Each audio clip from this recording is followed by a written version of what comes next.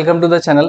आज हम लोग जानेंगे कि जब हमें ब्रिटिशर्स इंडिपेंडेंट करके गए, जब हम आज़ाद हुए तो हमारे यहाँ एग्रीकल्चर सिस्टम, इंडस्ट्री सिस्टम या डेमोग्राफिक डिविडेंड में प्रॉब्लम क्या थी, कैसे हमारे इंडिया ने स्टैंड लिया ताकि आज जो हमारा न्यू इंडिया है वो कैसे डेवलप हुआ। तो इन सबको हम धीरे धीरे एक स्टेप में सीखेंगे। तो चलो शुरू करते हैं। सबसे पहले मैं आपको बिल्कुल बेसिक हिस्ट्री में लेकर जाऊंगा, जहां मैं समझाऊंगा कि ब्रिटिशर्स इंडिया में आए कैसे थे और क्या कारण था आने का। तो सबसे पहले है, ब्रिटिशर्स की कुछ नीड थी जो कि इंडिया से जाती थी। वो थी स्पाइसेस, मसाले हमारे यहाँ के इन लोगों को बहुत पसंद थे, और यहाँ का कॉटन बहुत पसंद था, कपड़ा वगैरह भी बहुत जाता था, और भी बहुत सारी चीजें थी, हैंडीक्राफ्ट की आइटम्स एक्सेट्रा। अब इंडिया से ये यहाँ जो जाता था वो लैंड रूट से जाता था। लैंड रूट आपने शायद सिल्क रूट का नाम सुना होगा। तो लैंड से होकर जाता था ये ब्रिटिशर्स के पास। अब सपोज करिए ये स्पाइसेस इनको 150 का पड़ता था, जो यहाँ के अरब मर्चेंट्स थे वो लेकर जाते थे 150 रुपीज में। सपोज करिए वहां जाकर वो इन्हीं गुड्स को 250 300 इतने में बेचते थे। ये इमेजिनरी फिगर्स हैं, ये कोई रियल फिगर्स नहीं है, जस्ट एग्जांपल के लिए मैं पढ़ा रहा हूं। अब अरब मर्चेंट्स जो बीच के मीडिएटर्स थे वो लोग ज्यादा अर्निंग करते थे, मतलब इनको जो है काफी कॉस्टली पड़ता था सामान। ठीक है, सब ठीक चल रहा था, पर इनको ये जो गुड्स है काफी कॉस्टली पड़ता था। और बीच में एक चीज और हुई, जो टर्की है वहां पर जो है टर्की के द्वारा सामान जाता था। बीच में टर्की पड़ता है ना यूरोप को कनेक्ट करने के लिए। तो टर्की पे ओटोमन एम्पायर ने कब्जा करा। ओटोमन एम्पायर ने अपनी मोनोपोली चलाई कि यहाँ से जो भी सामान जाएगा हम तो हैवी टोल या टैक्सेस लेंगे। तो कहने का मतलब है कि ये जो गुड्स है 300 की जगह अब हमें 500 का पड़ने वाला था। मतलब ब्रिटिशर्स को यही सेम गुड्स और महंगा पड़ने वाला था। और इंडिया के सामान की इनको बहुत बुरी तरह से लत भी लग चुकी थी। तो कहने की मतलब क्या है, अब इन्होंने एक्सपैंड करना चालू किया और सी रूट ढूंढना चालू किया कि जो इंडिया जाता था। ठीक है, अब इंडिया में 1600 में 1600 में ईस्ट इंडिया कंपनी आती है जहांगीर के कोर्ट में, और 1608 में इनको परमिशन मिल जाती है कि इंडिया में आप लोग फैक्ट्री सेटअप कर सकते हो, आप इंडिया से ट्रेड कर सकते हो। ठीक है, इनका सबसे पहले मेन मुद्दा था ट्रेड का, सिर्फ इंडिया से हम लोग व्यापार करेंगे। 1608 में ट्रेड चालू हो गया। अब ब्रिटिशर्स, ये ब्रिटिशर्स है, ये ब्रिटिश है, ये इंडियन है हमारे प्यारे से। ब्रिटिशर्स इंडियंस को गोल्ड कॉइन देते थे, मतलब बुलियंस देते थे जिसको हम बोलते हैं, और इंडियंस इनको अपने गुड्स देते थे।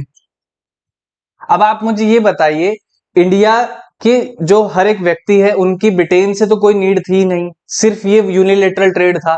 सिर्फ और सिर्फ ब्रिटेन वाले ही हमसे सामान खरीदते थे और हमें उसके बदले में गोल्ड देते थे। तो क्या एक दिन ऐसा आएगा कि ये ब्रिटिशर्स का जो गोल्ड है वो कहीं ना कहीं खत्म हो जाएगा? जैसे कि वन साइड लव होता है ना, सामने वाला आदमी खत्म हो जाता है, वैसे। तो वन साइड लव था ये, जो कि ब्रिटिशर्स ही कर रहे थे, हम इंडियंस नहीं कर रहे थे बेचारों के साथ। तो ये अपने गोल्ड लेकर आते और हम इनको अपने गुड्स देते, गोल्ड लेकर आते हम गुड्स देते, तो हमारे पास काफी सारा गोल्ड हो गया। अब ब्रिटिश क्राउन और ब्रिटिश पार्लियामेंट में एक अलर्ट हुआ और ये बोला गया कि भाई आप लोग अगर ऐसे ही ट्रेड करते रहोगे तो ऐसे तो सारा गोल्ड इंडिया चला जाएगा। मतलब सिर्फ इंडिया को भाई बेचो भी तो सामान, इंडिया से भी तो पैसे लो। आप सिर्फ पैसे दे रहे हो और सामान ले रहे हो, पैसे दे रहे हो सामान ले रहे हो। तो ऐसे एक दिन हमारे ब्रिटेन का सारा गोल्ड और सारी मनी कहां पहुंच जाएगी? शिफ्ट हो जाएगी इंडिया। ठीक है, अब इस चीज को निपटने के लिए उन्होंने बोला कि हमें कहीं ना कहीं इंडिया में रूलिंग क्लास बनना पड़ेगा, ताकि हम पैसा ना देकर आए इंडिया। इंडिया से ही टैक्स कलेक्ट करेंगे और उसी टैक्स से हम लोग उसी के गुड्स को खरीदेंगे और फिर वो बेच देंगे ब्रिटेन में। ठीक है, यही मौका उनको मिला 1757 बैटल ऑफ प्लासी के रूप में, जब पहली बैटल हुई अंग्रेजों की हम बंगाल के नवाब के साथ। सबसे पहली बैटल ये हुई 1757 में, जिसमें अंग्रेजों ने जो है जीत हासिल करी। इसकी जीत के साथ साथ ही अंग्रेजों को बंगाल के टैक्स कलेक्शन के राइट्स मिल गए कि अब वो बंगाल से टैक्स कलेक्ट कर सकते हैं। अब क्या यही पॉइंट वो चाहते थे कि इंडिया से ही टैक्स कलेक्ट करेंगे? अब इंडिया से 1000 रुपए टैक्स कलेक्ट हुआ और इन्हीं 1000 के हम गुड्स ले लेंगे और यही गुड्स ब्रिटेन में ले जाएंगे। तो जो ब्रिटिशर्स की जो बुलियंस है, जो गोल्ड कॉइन है, वो तो खर्च ही नहीं हुए ना कहीं। इंडियंस का पैसा इंडियंस के सामान में ही लग गया। अब हमारे को फ्री में सामान मिल गया। सिंपल सा कॉन्सेप्ट है। तो ये कुछ मुद्दा था ब्रिटिशर्स का। बेसिक पर्पस ब्रिटिश रूल का मैंने ये बताया था, ट्रेड था। ट्रेड के बाद जब उनके यहाँ फिजिकल डेफिसिट होने लग गया, जब पैसों की कमी आने लग गई, तो उन्होंने फिर सोचा इंडिया में पॉलिटिकली भी एक्सपैंड करना चाहिए। तो पहला एक्सपैंड करा उन्होंने 1757 में बैटल ऑफ प्लासी के रूप में, जब उन्होंने बंगाल के टैक्स कलेक्शन राइट्स को हासिल कर लिया और बंगाल में अपना एक पपेट नवाब बैठा दिया। ठीक है, फिर बहुत साल बीत गए। अब अंग्रेजों ने हमारी जो इंडियन इकोनॉमी थी, इंडियन इकोनॉमी जो थी हमारी, उसको कैसे यूज किया? उसको दो तरीके से यूज किया। एक है supplier of raw material, raw material हम लोग सप्लाई करेंगे। रॉ मटेरियल मतलब कॉटन और भी बहुत सारी चीजें जो यहां से वो लेके जाते थे, मुस्लिन, कपड़ा और भी बहुत सारी चीजें थी। और इंपोर्टर या market of their finish goods. वाह भाई वाह, क्या बात है। जब हम हमसे वो रॉ मटेरियल ले गए, जैसे सपोज करो आलू ले गए, आलू से चिप्स बनाई लेस की, और वो लेस की चिप्स भी हमारी ही मार्केट में आकर बेची। अब आलू 10 रुपए का ले गए, चिप्स 50 की बेच दी, तो अंग्रेजों को 40 रुपीज का डायरेक्टली मुनाफा, और कोई भी इन्वेस्टमेंट भी लगाने की नहीं पड़ रही, क्योंकि ये जो रॉ मटेरियल खरीद रहे थे वो हमारे इंडिया के टैक्स से ही खरीद रहे थे। ठीक है, तो अब क्या दोनों ही तरीके से इंडिया की मार्केट एक्सप्लॉइट हो रही है? हाँ बिल्कुल हो रही है, और डबल एक्सप्लॉइट हो रही है। रॉ मटेरियल भी लेके जा रहे हैं, और वही रॉ मटेरियल से बना हुआ माल जो इंडिया का ही है वो हमारे पे 4 गुना दाम से बेच रहे हैं। अच्छा मुझे बताओ, जब वो इंडिया में रॉ मटेरियल मनी मशीन के बने हुए गुड्स बेचेंगे, मशीन मेड क्लोथ्स बेचेंगे, मशीन मेड क्लोथ बेचने के बाद जो हमारे खादी के जो हाथ से बने हुए कपड़े होंगे, जो खादी के कपड़े होंगे, इनकी कोई डिमांड करेगा नहीं। तो क्या तीसरा झटका ये दिया कि उन्होंने हमारी मार्केट भी खराब कर दी। जो इंडिजीनियस इंडिया की मार्केट थी, जो यहाँ का हमारा का इंडिजीनियस सामान था जो इंडिया में बनता था, वो मार्केट भी खराब कर दी इन्होंने। तो देखो कितने बहुत ज्यादा लेवल पे एक्सप्लॉइट किया था हम लोगों को इन्होंने। जब अंग्रेज हमारे यहाँ आए उससे पहले अगर की मैं बात करूं, तो हमारे यहाँ पर प्रोस्पेरियस इकोनॉमी थी। हमारा इंडिया सोने की चिड़िया कहा जाता था।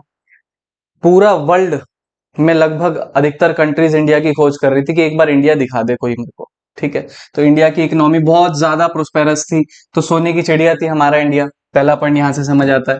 इकोनॉमी में हम लोग किसी से कुछ इंपोर्ट नहीं करते थे, सिर्फ सबको एक्सपोर्ट करते थे माल। हमारे पास अबंडेंस में माल पड़ा रहता था, बहुत कुछ था हमारे पास। फिर उसके बाद एग्रीगेरियन इकोनॉमी, लगभग 80%, more than 80% population are engage in the agriculture. Agriculture कृषि प्रधान देश है ना हमारा, तो वैसे ही उस टाइम पे भी एग्रीकल्चर पे ध्यान देते थे, और यहीं से हम लोग सरप्लस उगाते थे। मतलब माल सरप्लस है, बहुत ज्यादा माल है, जो सरप्लस होगा तो हम उसको एक्सपोर्ट कर देंगे। ठीक है, फिर वेल नोन हैंडीक्राफ्ट का, हस्तशिल्प का काम बहुत होता था हमारे यहाँ। आज भी देखो कितना हैंडीक्राफ्ट का काम है इंडिया का, अलग अलग तरीके के। अभी G20 में मीटिंग हुई है, तो डेलीगेट्स ने देखा इंडिया के जो हैंडीक्राफ्ट का काम है वो वर्ल्ड फेमस है, काफी क्वालिटी वाइज भी बहुत बेटर है। ठीक है, अब अंग्रेज इंडिया में आए और इन तीनों मार्केट को बिल्कुल खराब कर दिया। और वो कैसे किया, चलो सीखते हैं। पहला है प्रोस्पेरस इकोनॉमी थी हमारी, वो इकोनॉमी को एक्सप्लोर किया। मैंने बताया ना, हमें एक्सपोर्टर बना दिया, उनके फिनिश एक्सपोर्टर बना दिया उनके रॉ मटेरियल का, कि जो भी माल जाएगा इंडिया से जाएगा वो भी फ्री ऑफ कॉस्ट जाएगा, फ्री ऑफ ड्यूटी जाएगा, कोई ड्यूटी नहीं लगेगी उस पर। मैंने फ्री ऑफ कॉस्ट क्यों बोला, क्योंकि वही अभी पीछे समझाया था कि टैक्स तो कलेक्ट यहीं से कर रहे थे वो, यहीं का पैसा यहीं के गुड्स में लगाकर, और वो गुड्स बाहर एक्सपोर्ट कर रहे थे।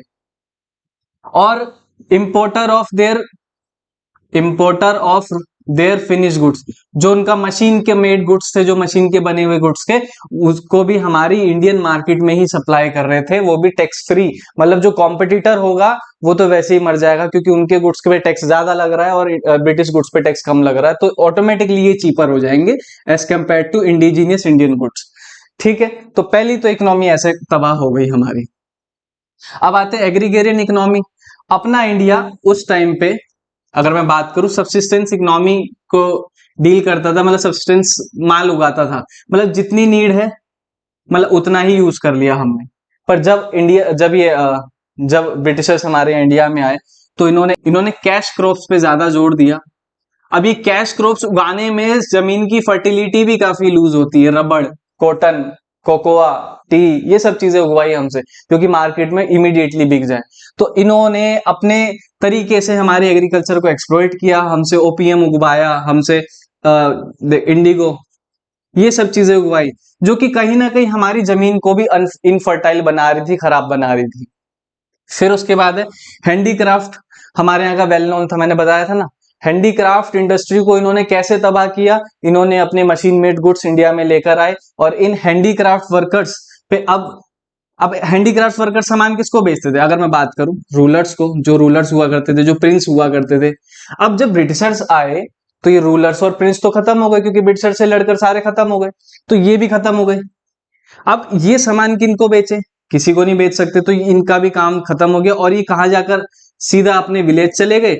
और विलेज में जाकर अब ये क्या करेंगे, खेती बाड़ी करेंगे। तो क्या खेती बाड़ी भी हमारी ओवरबर्डन हो जाएगी, क्योंकि शहर से भी लोग बाग अपना काम बंद करके सिर्फ खेत पे ही काम करने आ रहे हैं। तो जहां एक आदमी काम करता था खेत पे, अब 10-10 जने जा रहे हैं शहर से भी लौट कर कि हमारा वहां पर काम खत्म हो गया, अब हम खेती बाड़ी ही करेंगे गाँव में जाकर। और गाँव में जब ये पहुंचे तो गाँव में भी एक्सप्लॉयटेशन हो ही रहा था। तो देखो 3 लेवल पे एक्सप्लॉयटेशन हुआ, शहर में भी हुआ, गांव में भी हुआ, हमारी इकोनॉमी भी तबाह हो गई। तो अब पॉइंट सीखते हैं हम लोग, एग्रीकल्चर सेक्टर के हालात कैसे थे हमारे उस टाइम पे। चलो अब जानते हैं क्या क्या रीजंस थे इंडिया के एग्रीकल्चर सेक्टर जो स्टेगनेंट था, वो जो डाउनग्रेड था वो क्यों था। पहला कारण है लैंड सेटलमेंट सिस्टम। इसको अगर मैं सिंपल वर्ड में बोलूं तो जमींदारी सिस्टम इसको हम लोग बोलते हैं। तो क्या बोल सकता हूं मैं इसको, जमींदारी सिस्टम। अब इस सिस्टम को समझने की कोशिश करते हैं। ये है फार्मर, ये है ब्रिटिशर्स, इनके मिडल में एक बंदा हुआ करता था जो कि इनका नॉन हुआ करता था, मतलब हाँ ये गांव का कोई ऐसा सुपीरियर बंदा है, तो इसको हम जमींदार बोलते हैं, पैसे वाला आदमी है। और ब्रिटिशर्स के ये लॉयल हुआ करते थे, क्योंकि बीच में ये लोग जो है अपना टैक्स रेवेन्यू में से अपना जो पार्ट है वो ले लिया करते थे। तो ब्रिटिशर्स इससे पूछते थे कि कितनी, हाउ मच क्वांटिटी जो है खेत में उगाई जाएगी। तो अब सपोज करो इन्होंने बोला भैया 4 बोरे उगेंगे, इस खेत की कैपेसिटी 4 बोरे उगाने की है, मतलब 4 जो है बैग्स कैपेसिटी आउटपुट देगा। ठीक है। अब इस जमींदार ने इस पीजेंट को प्रेशराइज किया, इस फार्मर को प्रेशराइज किया, नहीं तुम्हें तो 6 बोरे उगाने हैं, 3, 4, 5 और 6। ये 6 बोरे इससे जान पूछकर जबरदस्ती जमींदार से उगवाए गए। जमींदार ने कितना ब्रिटिशर्स को वादा किया, 4 बोरों का। अब इसमें से 4 जो बोरे हैं वो तो ब्रिटिशर्स के पास पहुंच गए, ब्रिटिशर्स आर हैप्पी कि इनका तो काम हो गया। अब ये जो 2 बोरे बचे बीच में, ये जमींदार अपनी जेब में रखेगा और पीजेंट को सिर्फ एक सम पार्ट ऑफ इसका आउटपुट, थोड़ा बहुत जो बेचारे का जीवन चलाने के लिए है वो मिल जाएगा। तो देखो इसमें सबसे ज्यादा एक्सप्लॉइट कौन हुआ, ये फार्मर एक्सप्लॉइट हुआ। इसके पास, इसके ने पूरी साल भर मेहनत करी, 4 की जगह 6 बोरे अनाज उगाया बहुत मेहनत करके, परंतु फिर भी इसको इन रिटर्न कुछ भी नहीं मिला। तो क्या कल को ये फार्मर सुसाइड करेगा?